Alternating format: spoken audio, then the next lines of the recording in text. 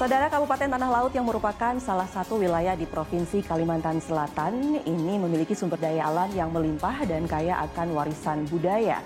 Dengan potensi tersebut, Pemda Tanah Laut terus berupaya untuk meningkatkan perekonomian melalui berbagai inisiatif dan juga beberapa program. Nah, lantas apa saja program-programnya dan apa saja capaian selama 5 tahun? Kita akan bahas selama 30 menit ke depan bersama saya Permatasari Harhapti, Bincang Kita.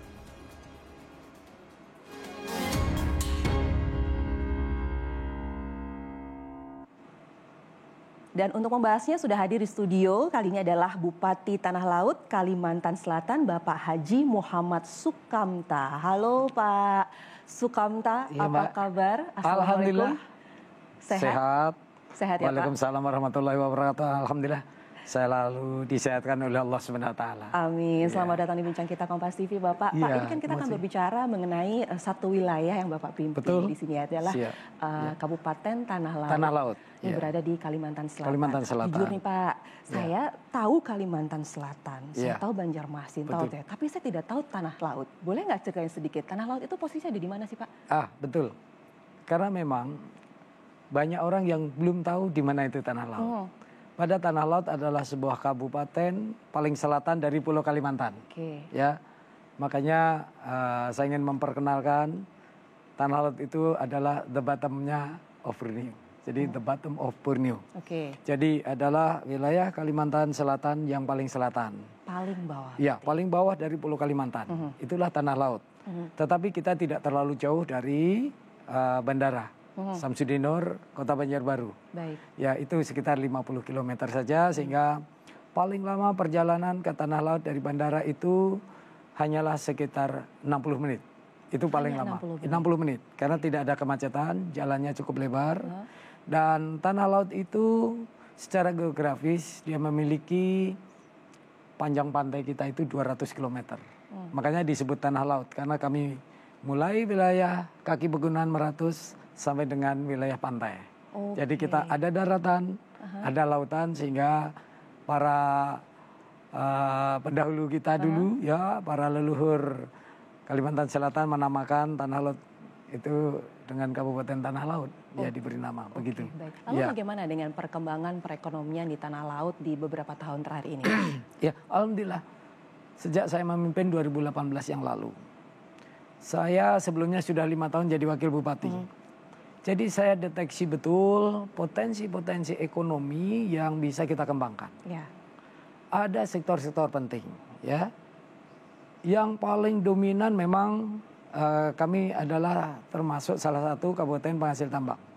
Tambang sudah pasti Kalimantan. Ya, tambang batu bara. Ya. Tapi bahwa tambang batu bara itu akan ada akhirnya, ya, akan ada titik habisnya. Sehingga saya harus persiapkan kita menggeser dari dominasi tambang ke produksi sektor primer dan industri pengolahan, sektor sekundernya, serta tersiernya adalah sektor jasa.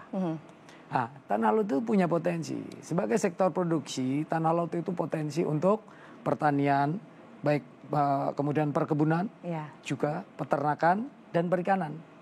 4 sektor primer ini harus jadi pilar utama. Karena apa? Ini yang untuk menjaga stabilitas sosial kita. Karena sebagian besar rakyat kita itu bekerja di sana. Jadi di pertanian lahan basahnya pun kami mengandalkan pada padi. Jadi di taman-taman pangan kami mengandalkan cukup 2. Ya, cukup 2. Padi dan jagung. Padi dan jagung. Ya, sehingga Tanah Laut sekarang dikenal sebagai sentra jagungnya Kalimantan Selatan. Ya, begitu. Dan ini memang memberikan nilai keuntungan yang cukup. Ya, karena kami juga ada 2 perusahaan besar yang pakan ternak yang bahan bakunya adalah jagung. Walaupun kami baru bisa memenuhi kebutuhan pakan ternak di pabrik itu 40%. Tapi ini kan sudah cukup menguntungkan. Kemudian untuk pangan, ya kita ada 2 kecamatan, ya yang kita fokus untuk padi. Nah, dan saya juga dorong supaya kita baik jagung maupun padi kita bisa mandiri benih, supaya kos produksi petani kita lebih rendah, sehingga keuntungannya yang didapat lebih besar. Pastinya. Ini di sektor, ya pastinya seperti itu. Kemudian juga di perkebunan, kami 2 komoditas besar kami adalah karet dan sawit. Ya, ini kontribusinya cukup tinggi untuk pendapatan masyarakat. Ya, Kemudian yang ketiga adalah peternakan.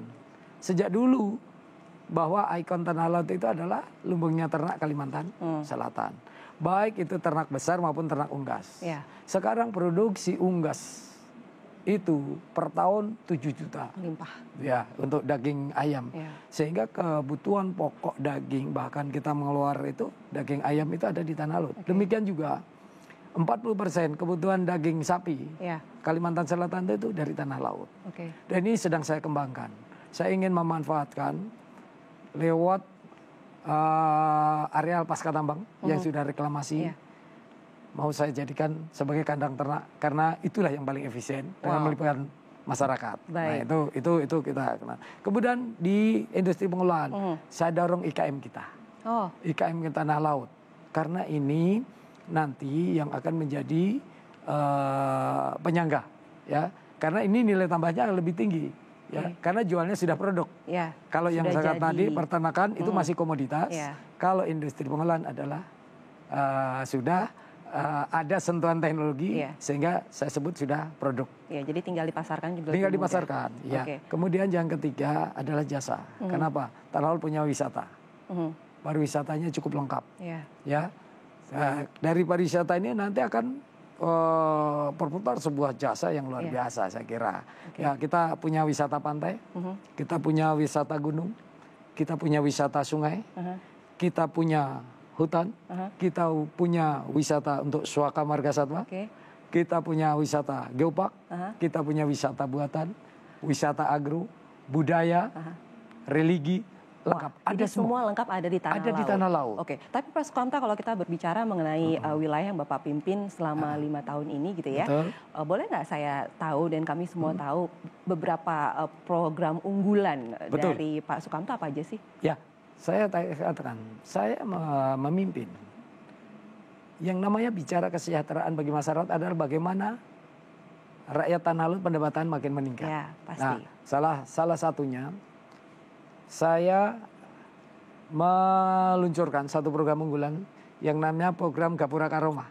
Gapura Karoma. Iya, Gapura Karoma. Gerakan peningkatan usaha rakyat melalui kredit tanpa agunan dan untuk ekonomi lemah. Ya, tanpa agunan dan rente. Ya, untuk ekonomi lemah. Itu adalah pinjaman lunak dengan bunga 0%. Jadi kita pinjamkan untuk yang kecil-kecil. Ya, saya memberikan batasan sampai 15 juta. Batasan sampai 15 juta. Karena yang diperlukan untuk yang kecil-kecil ya seperti pedagang es, pedagang sayur, kemudian petani-petani kita yang cuma mengerjakan 1 hektar, setengah hektar, dia kan perlu modal 5 juta, 8 juta, dan itu kan tidak dilayani oleh pedagang konvensional. Nah kita kemudian yang pengen beternak, ya untuk beli kambing misalnya, itu mereka cukup 15 juta. Itu kita kasih bunga 0%. Alhamdulillah sekarang udah banyak. Jadi memberikan manfaat. Jadi dengan program itu untuk meningkatkan perekonomian dan juga kesejahteraan masyarakat dan mengembangkan usaha rakyat dan juga mengembangkan usahanya mereka. Tapi kalau untuk tadi kan program unggulan, nah capaian-capaian yang sudah Bapak dapatkan ini selama 5 tahun ini?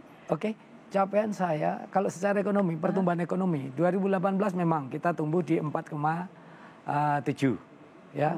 2019 karena pertumbuhan ini kan dominasinya tadi saya katakan dari tambang. 2019 kan ada harga batu bara turun. Sehingga perekonomian menjadi turun 3,75. 2020 COVID-19 saya kira semua daerah bahkan nasional pun kan pertumbuhan minus. Tapi saya bisa tahan, kami cuma minus 1,95. Distabilkan semuanya. Cuma minus 1,95. Dan itu saya dengan kerja keras, dengan bagaimana menstabilkan pendapatan, bagaimana BLT, bantuan-bantuan pemerintah saya luncurkan untuk menahan daya beli masyarakat kita. Sehingga di 2021 kita bisa tumbuh di angka 3,4. Ya, sudah positif. Dan sekarang 2022 sudah saya bisa tumbuh dengan 5,34. Ya, jadi dalam 2 tahun ketika COVID dari minus sudah saya bisa tumbuh, dan ini sejak 2018 adalah pertumbuhan yang tertinggi kita. Jadi Dan saya ingin kejar ya. 2023 yang sekarang, insya Allah itu bisa sampai angka 6 sampai atau 7%. Amin. Nah, dengan langkah-langkah yang kita lakukan. Baiklah, Pak. Tapi saya tertarik untuk membahas. Tadi Bapak mengatakan bahwa tanah laut ini pariwisatanya banyak sekali. Betul. Wah, ada gunung, ada laut, mau apa aja juga ada religi dan lain-lain. Tapi kita akan bahas setelah satu ini ya Pak ya. Jadi jangan kemana-mana, bincang kita akan segera kembali.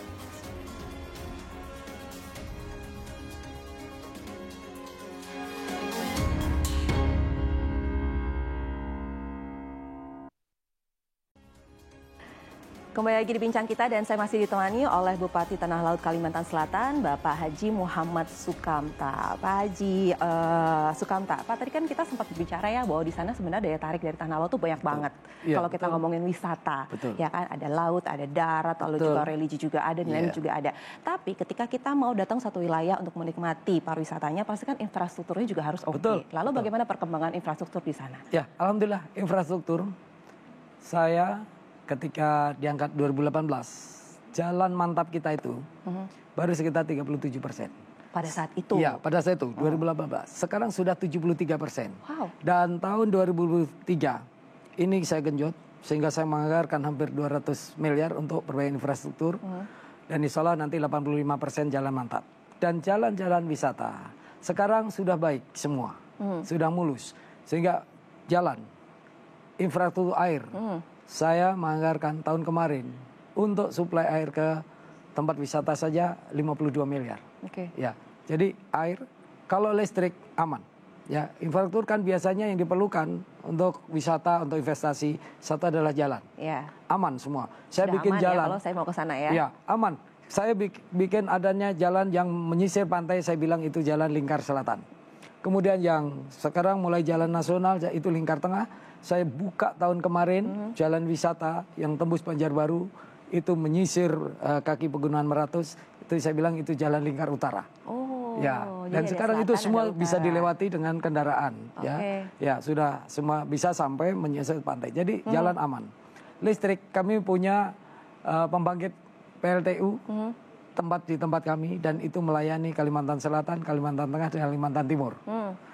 Infrastruktur air kami lewat program Banjarbakula, Banjarmasin, Banjarbaru, Kabupaten Banjar, Baritokola dan Tanah Laut. Kami sudah 5 wilayah kabupaten kota ini kami bersama untuk penyediaan air bersih. Kami sudah siap. Jadi berarti sudah siap ya kalau kedatangan pariwisata, wisatawan menjadi destinasi wisata untuk para wisatawan lokal ataupun asing sudah siap. Sudah siap semuanya. Dan insya Allah di akhir bulan ini saya akan groundbreaking untuk pembangunan hotel yang berbintang. Keren. Grup Mercure dulu. Baik. Jadi ini kan bagian dari infrastruktur untuk menyambut wisatawan untuk datang ke Tanah Laut. Lalu bagaimana Pak menurut Bapak peran dari pariwisata di Tanah Laut Banjarmasin ini untuk menggerakkan perekonomian lokal di situ? Alhamdulillah, saya kira sekarang dulu ketika saya dilantik 2018, IKM kita itu baru sekitar antara 15.000. Sekarang sudah 34.000. Iya. 2 kali lipat. Iya, 2 kali lipat saya pertemuan. Karena apa? Kita memang memberikan suatu insentif bagaimana ini berkembang. Termasuk tadi saya katakan pinjaman bunga 0% itu adalah untuk stimulan. Kemudian saya ada menempatkan 1 miliar dana hibah di kecamatan untuk khusus event-event. Sehingga UKM kita kan tumbuh dan berkembang. Ya, dan itu merata di seluruh kecamatan.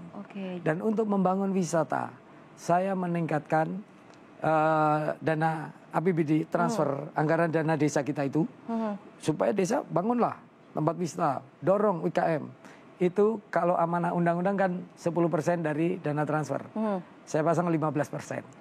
Jadi yang dulu 79 miliar saja, sekarang tahun ini sudah anggaran 125 miliar. Untuk dana desa, supaya desa bisa lebih membangun untuk ekonominya. Jadi IKM sekarang adalah menjadi pilar ekonomi karena ini yang nilai tambahnya akan lebih besar. Iya.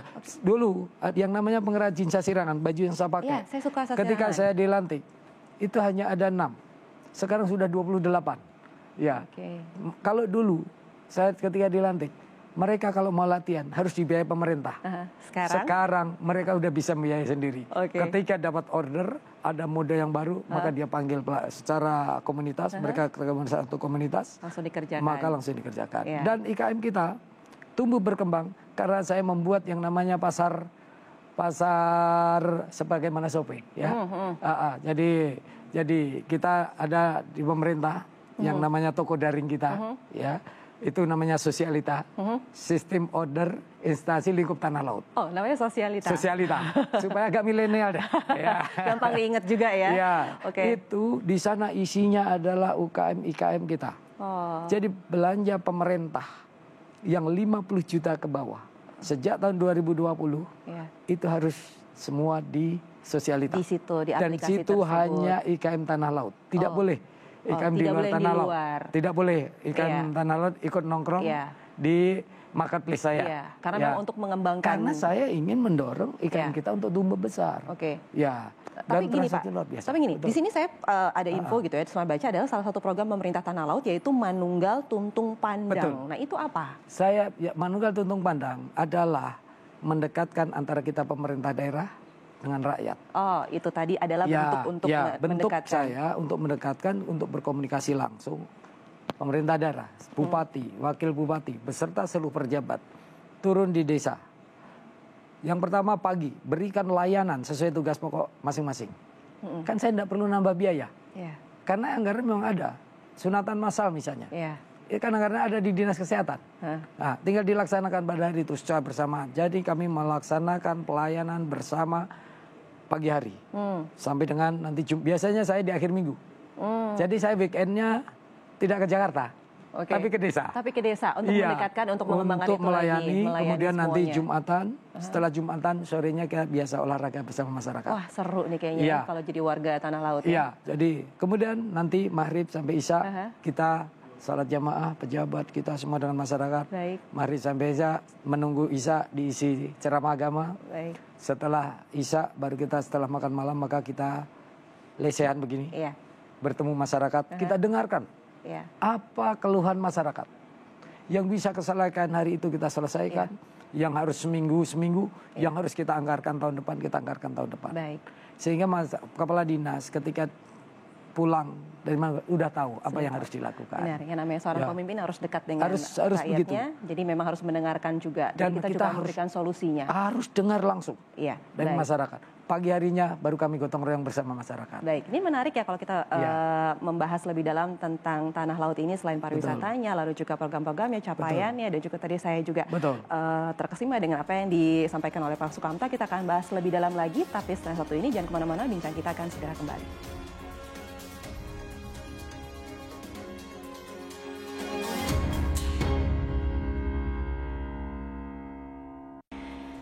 Terima kasih Anda masih bersama kami di Bincang Kita dan kita masih akan melanjutkan obrolan bersama Bupati Tanah Laut, Bapak Haji Muhammad Sukamta terkait 5 tahun kinerja Bupati Tanah Laut. Nah tadi kita sudah banyak sekali ya kalau kita berbicara perekonomian seperti apa perkembangannya, infrastrukturnya, pariwisatanya.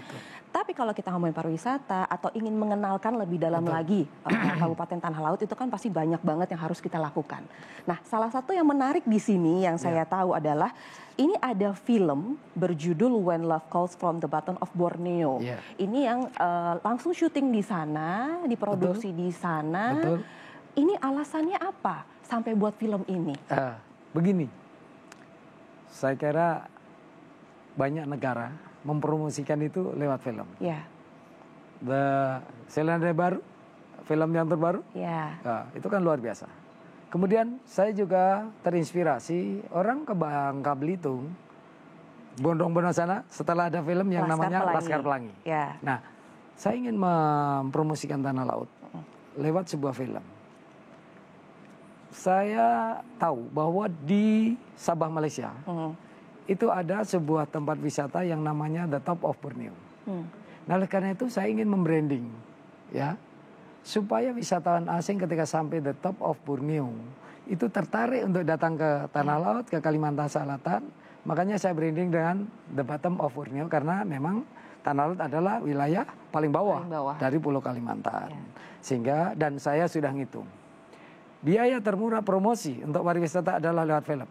Dan karena apa? Katakan murah, paling murah. Karena itu orang 1,5 jam itu akan fokus memperhatikan.